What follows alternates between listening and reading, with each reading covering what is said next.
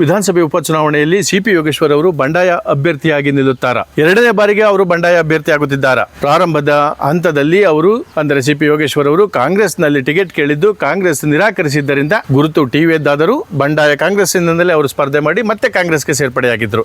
ಅದೇ ರೀತಿಯಲ್ಲಿ NDA ಮೈತ್ರಿಕೂಟದ ಭಾಗವಾಗಿರುವಂತಹ ಸಿಪಿ ಯೋಗೇಶ್ವರ್ ಅಂದರೆ ಬಿಜೆಪಿ ಪಕ್ಷದ ಸಿಪಿ ಯೋಗೇಶ್ವರ್ ಅವರು ಈ ಬಾರಿ NDAಯಿಂದ ಟಿಕೆಟ್ ನೀಡದಿದ್ದರೆ ಮತ್ತೊಮ್ಮೆ ಅವರು NDAಯಲ್ಲೇ ಬಂಡಾಯ ಅಭ್ಯರ್ಥಿಯಾಗಿ ಮತ್ತೆ NDAಯನ್ನ ಸೇರುತ್ತೇನೆ ಎಂಬ ಮಾತು ಈಗ ಹರಿದಾಡುತ್ತಿದೆ. ಪ್ರಿಯ ವೀಕ್ಷಕರೇ ನಮಸ್ಕಾರ, ನಾನು ನಿಮ್ಮ ಗೌರ ಶ್ರೀನಿವಾಸ್. ನೀವು ನೋಡ್ತಾ ಇದ್ದೀರಿ ಕರ್ನಾಟಕ ಟೈಮ್ಸ್ ಡಿಜಿಟಲ್ ಮೀಡಿಯಾ. ಪ್ರಿಯ ವೀಕ್ಷಕರೇ, ಪ್ರತಿ ದಿನ ಒಂದಲ್ಲ ಒಂದು ರೀತಿಯಲ್ಲಿ ಚರ್ಚೆ ಆಗುತ್ತಿರುವ ಈ 3 ಉಪಚುನಾವಣೆಯ ವಿಧಾನಸಭಾ ಕ್ಷೇತ್ರಗಳಲ್ಲಿ ಅತಿ ಹೆಚ್ಚು ಪ್ರಚಲಿತದಲ್ಲಿರುವಂತಹದ್ದು ಚನ್ನಪಟ್ಟಣ ವಿಧಾನಸಭಾ ಕ್ಷೇತ್ರ. ಹೇಳಿ ಕೇಳಿ ದಿಗ್ಗಜರು ಎನಿಸಿಕೊಂಡಂತಹ HD ಕುಮಾರಸ್ವಾಮಿ ಅವರು, DK ಶಿವಕುಮಾರ್ ಅವರು, ಮತ್ತೊಂದೆಡೆ ಸ್ಥಳೀಯ ಅಭ್ಯರ್ಥಿ ಈ ಭಾಗದ ಒಂದು ಒಳ ಹೊರಗನ್ನು ಚೆನ್ನಾಗಿ ತಿಳಿದುಕೊಂಡಿರುವಂತಹ ಸಿಪಿ ಯೋಗೇಶ್ವರ್ ಅವರು. ಸಿಪಿ ಯೋಗೇಶ್ವರ್ ಅವರಿಗೆ ನಾವು ಹಿಂದಿನ ಹೇಳಿದಂಥ ಸಂದರ್ಭದಲ್ಲಿ 61 ವಯಸ್ಸಿಗೆ ಕಾಲಿಟ್ಟಿರುವಂತಹ ಈ ಸಂದರ್ಭದಲ್ಲಿ ನೆಕ್ಸ್ಟ್ ಅಂದರೆ ಮುಂದಿನ ಚುನಾವಣೆ ಬರುವಂಥದ್ದು 2028ರ ಚುನಾವಣೆ ಸಂದರ್ಭದಲ್ಲಿ ಅವರು 65 ವಸಂತಗಳನ್ನು ಪೂರೈಸಿರ್ತಾರೆ.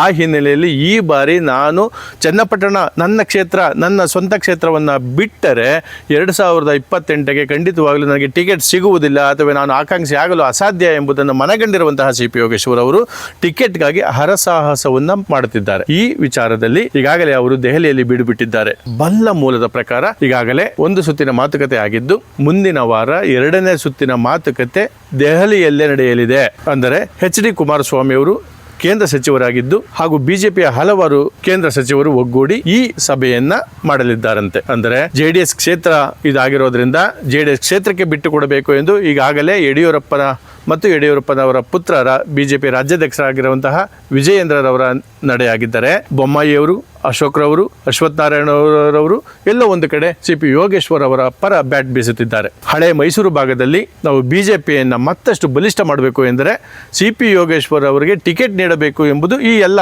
ಅಂದರೆ ರಾಜ್ಯದ ಬಹುತೇಕ ಬಿಜೆಪಿ ನಾಯಕರ ಒಕ್ಕೊರಲಾಗಿದೆ.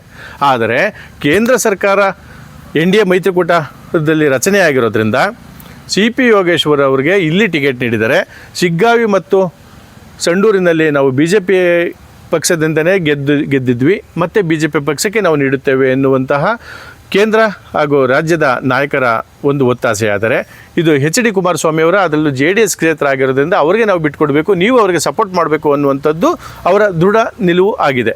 ಆ ಹಿನ್ನೆಲೆಯಲ್ಲಿ ಸಿಪಿ ಯೋಗೇಶ್ವರ್ ಅವರು ದೆಹಲಿಯಲ್ಲೇ ಬೀಡುಬಿಟ್ಟಿದ್ದು ಈ ಕ್ಷೇತ್ರದ ಚುನಾವಣೆಯ ಅಂದರೆ ಉಪಚುನಾವಣೆಯ ಟಿಕೆಟನ್ನು ನಾನು ಪಡೆದುಕೊಳ್ಳಲೇಬೇಕು, ಆಕಸ್ಮಿಕವಾಗಿ ಏನಾದರೂ ನನಗೆ ಟಿಕೆಟ್ ನೀಡಲಿಲ್ಲ ಎಂದರೆ ಖಂಡಿತವಾಗಲೂ ನಾನು ಸ್ಪರ್ಧೆ ಮಾಡುತ್ತೇನೆ. ಯಾವ ರೀತಿ ಸ್ಪರ್ಧೆ ಮಾಡುತ್ತೇನೆ? ಪಕ್ಷೇತರವಾಗಿ ಅಥವಾ ಬೇರೊಂದು ಪಕ್ಷ, ಅದು ಯಾವುದನ್ನು ಗುಟ್ಟು ಬಿಟ್ಟು ಕೊಡದ ಸಿಪಿ ಯೋಗೇಶ್ವರ್ ಅವರು, ಸೈನಿಕ ಎಂದೇ ಬಿಂಬಿತವಾಗಿರುವಂತಹ ಸಿಪಿ ಯೋಗೇಶ್ವರ್ ಅವರು, ನಾನು NDA ಮೈತ್ರಿಕೂಟದಲ್ಲೇ ಬಂಡಾಯ ಅಭ್ಯರ್ಥಿಯಾಗುತ್ತೇನೆ, ಬಂಡಾಯ ಅಭ್ಯರ್ಥಿಯಾಗಿ ಗೆದ್ದು ಮತ್ತೆ NDA ಮೈತ್ರಿಕೂಟವನ್ನೇ ಸೇರುತ್ತೇನೆ ಎಂಬ ಹಲವಾರು ಮೆಸೇಜ್ಗಳು ಹರಿದಾಡ್ತಾ ಇದೆ. ಅವರು ಸಹ ಎಲ್ಲೋ ಒಂದು ಕಡೆ ಯಾವುದನ್ನ ಸ್ಪರ್ಧೆ ಮಾಡ್ತೀನಿ ಅನ್ನೋದು ಒಂದು ಕಡೆ ಆದರೆ ಯಾವುದ್ರಲ್ಲಿ ಬೇಕಾದರೂ ಮಾಡ್ತೀನಿ. ಈಗಾಗಲೇ ಹಿಂದೊಮ್ಮೆ ಒಂದು ಪತ್ರಿಕಾಗೋಷ್ಠಿಯಲ್ಲಿ ನಾನು JDS ಚಿಹ್ನೆಯಿಂದಲೇ ಬೇಕಾದರೂ ಸ್ಪರ್ಧೆ ಮಾಡ್ತೀನಿ, BJP ಚಿಹ್ನೆಯಿಂದಲೂ ಬೇಕಾದರೂ ಸ್ಪರ್ಧೆ ಮಾಡ್ತೀನಿ ಅಂತ ಹೇಳಿಕೆ ಕೊಟ್ಟಿದ್ದರು. ಅದೇ ರೀತಿಯಲ್ಲಿ ಈಗ ಇತ್ತೀಚೆಗೆ ಬರ್ತಾ ಒಂದು ಸಮಾನ ಮನಸ್ಕರ ಒಕ್ಕೂಟ ಅಂತ ಮಾಡಿಕೊಂಡು ಆ ಸಭೆಯು ಸಹ ಭಾನುವಾರ ನಡೆಯಬೇಕಾಗಿತ್ತು. ಹಲವಾರು ಕಾರಣಗಳಿಂದ ಅದು ಮುಂದೂಡಲಾಗಿದೆ ಎಂಬ ಮಾತನ್ನು ಸಹ ಸಿಪಿ ಯೋಗೇಶ್ವರ್ ಅವರು ನೇರವಾಗಿ ತಿಳಿಸಿದ್ದಾರೆ. ಆ ಹಿನ್ನೆಲೆಯಲ್ಲಿ ಇವರ ಒಟ್ಟು ಈ ಚುನಾವಣೆಗೆ ಸಂಬಂಧಪಟ್ಟಂಥ ಸ್ಪಷ್ಟವಾದ ನಿಲುವನ್ನು ಇನ್ನೂ ಯಾರೂ ತಳೆಯಲಾಗುತ್ತಿಲ್ಲ. ಸಿಪಿ ಯೋಗೇಶ್ವರ್ ಅವರ ಮಾತಿನಂತೆ ಚುನಾವಣೆಗೆ ಸ್ಪರ್ಧೆ ಮಾಡುವುದಂತೂ ಖಚಿತ ಎಂದು ನೇರವಾಗಿ ಹೇಳಿದ್ದಾರೆ. ಆ ಹಿನ್ನೆಲೆಯಲ್ಲಿ ಸಿಪಿ ಯೋಗೇಶ್ವರ್ ಅವರು ಚನ್ನಪಟ್ಟಣ ವಿಧಾನಸಭಾ ಉಪಚುನಾವಣೆಯಲ್ಲಿ ಯಾವ ಪಕ್ಷದ ಅಭ್ಯರ್ಥಿ ಆಗ್ತಾರೆ? NDA ಮೈತ್ರಿಕೂಟದ ಬಿಜೆಪಿ ಚಿಹ್ನೆಯಲ್ಲಿ ಸ್ಪರ್ಧೆ ಮಾಡ್ತಾರಾ? NDA ಮೈತ್ರಿಕೂಟದ JDS ಚಿಹ್ನೆಯಲ್ಲಿ ಸ್ಪರ್ಧೆ ಮಾಡ್ತಾರಾ? ಇವೆಲ್ಲವನ್ನ ಒಂದು ಕಡೆ ಇಟ್ಟು ಇದುವರೆಗೂ ಪ್ರಕಟಣೆಯನ್ನೇ ಮಾಡದ ಅಚ್ಚರಿ ಅಭ್ಯರ್ಥಿ ಎಂದು ಹೇಳಿಕೊಂಡು ಬರುತ್ತಿರುವಂತಹ ಕಾಂಗ್ರೆಸ್ ಪಕ್ಷಕ್ಕೆ ಹೋಗ್ತಾರಾ ಅಥವಾ ಬೆಂಬಲವನ್ನು ಪಡೆದುಕೊಳ್ತಾರಾ? ಈ ಕೊನೆಯ ಮಾತಿನಂತೆ ಅಂದರೆ ಸಿಪಿ ಯೋಗೇಶ್ವರ್ ಅವರು NDA ಮೈತ್ರಿಕೂಟದಿಂದಲೇ ಬಂಡಾಯವಾಗಿ ಅಭ್ಯರ್ಥಿ ಆಗ್ತಾರೆ ಎಂಬ ಮಾತು ಬಹುತೇಕ ಖಚಿತವಾದಂತಿದೆ. ಆತ್ಮೀಯ ವೀಕ್ಷಕರೇ, ನೀವು ಸಹ ನಮ್ಮ ಕರ್ನಾಟಕ ಟೈಮ್ಸ್ ಡಿಜಿಟಲ್ ಮೀಡಿಯಾದಲ್ಲಿ ಇರುವಂತಹ ಮೆಸೇಜ್ ಬಾಕ್ಸ್ನ ಓಪನ್ ಮಾಡಿ ತಮ್ಮ ಅನಿಸಿಕೆಗಳನ್ನು ಅಂದರೆ ಚನ್ನಪಟ್ಟಣ ವಿಧಾನಸಭೆ ಉಪಚುನಾವಣೆಗೆ ಸಂಬಂಧಪಟ್ಟಂತೆ ಯಾವ ಪಕ್ಷದಿಂದ ಯಾರು ಅಭ್ಯರ್ಥಿ ಆಗ್ತಾರೆ, ಯಾರು ಯಾವ ಪಕ್ಷದಿಂದ ಅಭ್ಯರ್ಥಿ ಆದರೆ ಯಾರ ಗೆಲುವು ನಿಶ್ಚಿತ, ಅದನ್ನು ಕಾಮೆಂಟ್ ಮಾಡುವ ಮೂಲಕ ತಿಳಿಸಬೇಕೆಂದು ಮನವಿ ಮಾಡಿಕೊಡುತ್ತಾ ಮತ್ತೊಮ್ಮೆ ಮತ್ತೊಂದು ಸುದ್ದಿಯಲ್ಲಿ ನಿಮ್ಮ ಮುಂದೆ ನಮಸ್ಕಾರ.